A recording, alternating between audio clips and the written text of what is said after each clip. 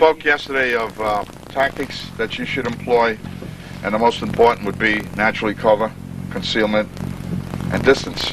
Now, why would you want to have to do that other than for protecting yourself? Also, for perhaps protecting someone else. And I want you to realize, and this is especially true of police officers, not much civilians, but many of my police officers that I teach have a feeling that because they got that badge, that uniform, that gun, they are the supreme lord in that area. But they forget that they may be overlapping maybe 4 or 5 other lawful jurisdictions. DEA, plainclothes, local narcotics, local crime fighters, street crime fighters, plainclothes, detectives, and narcotic squad. So they also, not only that, armed guards, or that may be undercover. Also, civilian pistol licensees. Does that mean that everybody you're going to see with a gun in his hand is a felon? No. That's why you must employ the tactics of getting that cover, concealment, or distance to afford you that tactic that you must find out if that in fact is the enemy. You'll be very embarrassed if you find out you shot a narcotics cop or a federal officer, FBI, or one of the various overlapping jurisdictions of law enforcement, or even a pistol licensee. We've had this happen in New York City PD many times. I know of 3 sets of cops shooting at each other before they realized they were all cops. And what had happened was, this one fella's in a bar having a few beers. Everybody knew that was Willie, the local cop, right? They come over to Willie. They, hey, Willie, this guy down on the end of the bar here, this little guy, he's got a pistol. He's showing everybody he's got a little automatic. And we don't think he's a cop or anything, right? Willie says, he's got to show the boys. He's got a few in him. He's got to show the boys he's macho and he's the boss in the area. He goes over, hey, you got a license for that gun? He goes, yeah, sure. Boom! Hits him right in the thigh and takes off and runs out the bar. Well, Willie runs out after him. It was only a .25 automatic. Now, Willie and him are engaging in a fight. This guy runs behind a car. Willie now ducks behind a mailbox. They're shooting at each other. Coming up on a scene is anti-crime, plain clothes. They're all dressed like Willie's opponent. You know, they're wearing bandanas and they got the earrings and the long hair, right? Willie thinks they're his friends. Willie starts shooting at them. They shoot at Willie because they don't know Willie. They're from a division rather than from the precinct. Now, Willie and this crew are shooting at each other because the reporter come over, man with a gun. These anti-crime cops heard it. They responded to the scene. Now, detectives arrive on the scene because they get the same call. Man with a gun, right? They start shooting at anti-crime because they're from Willie's precinct and they know Willie. So now here's 3 sets of cops banging away at each other, right? Well, we lose one ankle, we lose an elbow. Nobody dies, thank God. And it wasn't until the radio car comes, uniformed police, that everybody signaled them, hey, over here. What? Well, they're cops too. So here's 3 sets of cops shooting at each other. Now, so, oh, and by the way, the original guy, he took off. He was gone. So now, and how I know this case is a female lawyer. She retained me to teach her and teach her what was the normal use of force by police officers, legal use of force, what you must do, and so forth. And of course, I says nobody identified each other, and that was the big mistake. So now you as a pistol licensee must also remember this. Let us say now you engage in an altercation involving firearms, whether it be just to just de-escalate the force, you didn't want it to go any further, a guy had a club or a knife on you, and you say, oh, stop, Paul. You get a challenge. What are you going to do from behind you? What are you going to do if you get a challenge?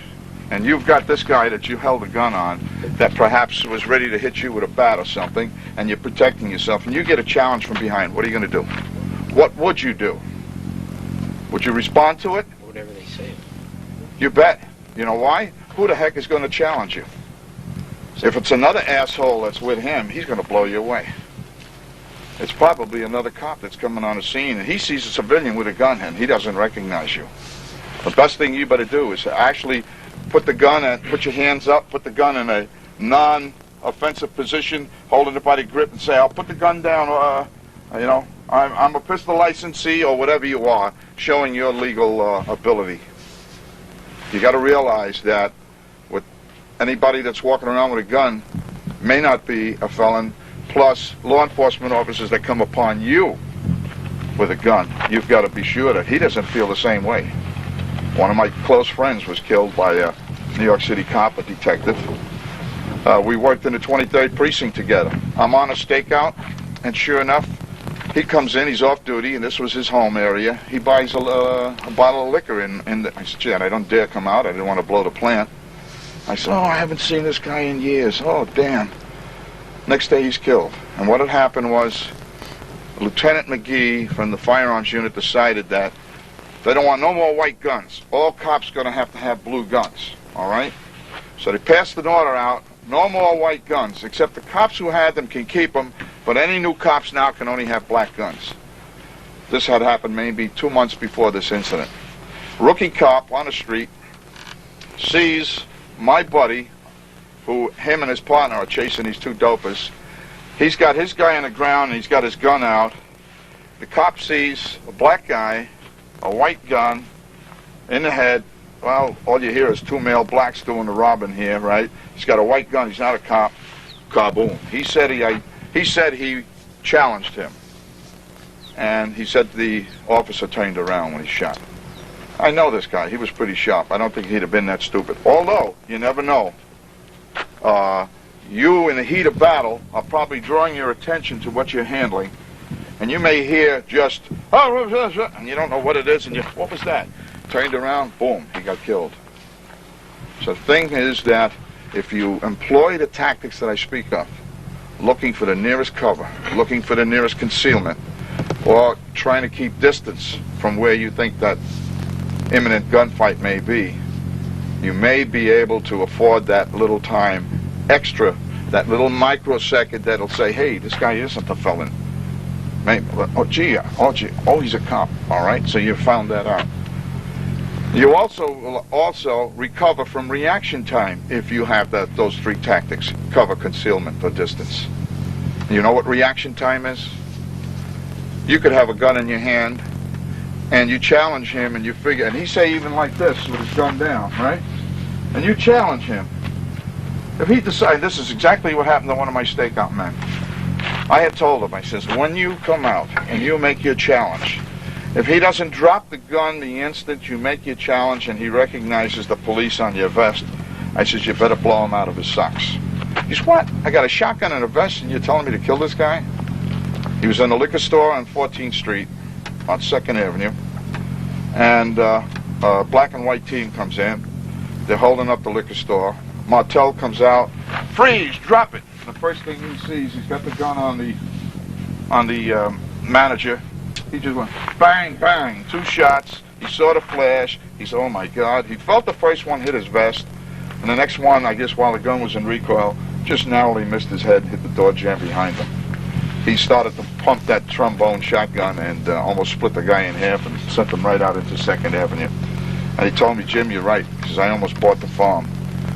Because he didn't realize reaction time. Now, if I was there, I would have challenged from concealment. I wouldn't have popped out. And then if I saw that this guy is looking in my direction, of course, then I would have acted on beyond that. But he popped out. He was close to this guy. He didn't listen to my training where I said, you know, keep your concealment, keep your cover. I said, tell them you're police, yell at your police, let them know you're police. I says, but don't let them know where you are. He should have stayed behind his cover where he could have shot if he had to. So anyway, the thing is, if you learn to employ those tactics, and what I would like you to do is, when your normal day activities, practice scenarios. Give yourself some little situations. Now, what if this was a hit? That, well, I could jump behind this car, or I could jump behind here, or I could hit behind this wall. Try to figure out what you would do if the situation were like if you were in a bank somewhere and you got caught. Or in your own home. How would you do it in your own home? Where would you secure guns in your own home? Now, a wonderful way of securing guns in several places, and I've done this, is if you can get some old radio speakers, the magnet in the speaker, and attach them, say, under your coffee table, and you stick a gun under your coffee table.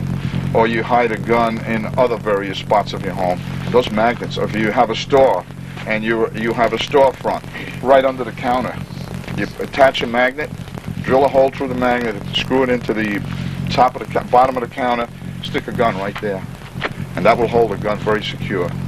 You can plant guns in around your house and figure out the scenario. If you have a storefront or something, figure out, here's my most available cover, I'll dive here. Have a preset plan of tactics for possible situations. Just don't go blind, stepping forward with one foot over the other. Think about what you're going to do. Also, we found that when they employ the same tactics sometimes, if you start talking to him, you keep his mind occupied before he can think of what he wants to do. All right? Then if you can make you move, either to dive for cover or make you motion, and you've got enough distance, you can make the move you want to move. If you keep talking to him, oh gee, I'll give you anything you want, please don't shoot. Oh man, I got a heart condition. You just keep talking to him like that, you'll keep him off guard. So what I would like you to do is always, whenever you can, try to set a plan of tactics that you may employ, that you would use in almost any situation through your everyday life. And remember always, you walk into a store that maybe is going to get robbed, look for the nearest cover or concealment.